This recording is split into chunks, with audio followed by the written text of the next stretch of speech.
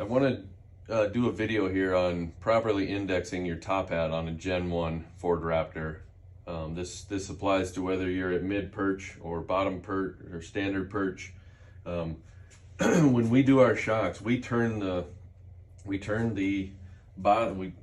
spring perch here, so your Schrader valve is always facing you. Like if you're putting the shock on, the Schrader valve is going to face the tire. It makes it easier. You don't have to get underneath the truck to check the gas pressure that way. So your Schrader valves, they're marked. The shocks, the front shocks are marked right front and left front. Right front is your passenger side.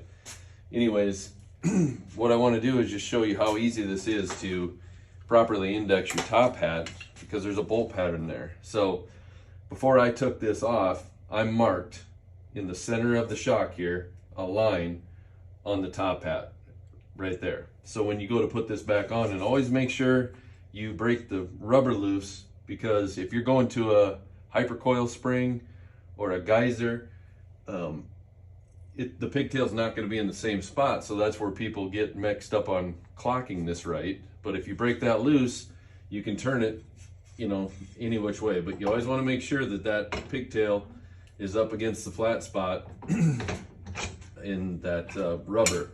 All you got to do is make sure that that white line is right in line with the center of the shock. And I'm trying to stay out of the way here. The other thing you can do is these two studs on the left side of this need to be parallel with the flat side of your lower mount there. So as long as all that stuff is in line, this thing will fall right back in there. I've already got the clamps on here. I use these for standard perch. I'm kind of lying. Sometimes I use them for mid perch too, but I would suggest finding a strut compressor if you're going to do that.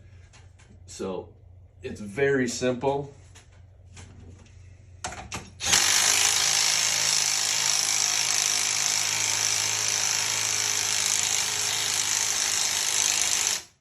There you have it. It's tight. It's not going anywhere. Everything is lined up perfectly. That thing will go right back in there. You don't have to, this is just your bump stop in here, but take your clamps off and you're good to go. But I hear a lot of horror stories about people charging crazy amounts to do these installs, and it's ridiculous. It takes me about an hour and 15 minutes to do a full install on all 4 shocks.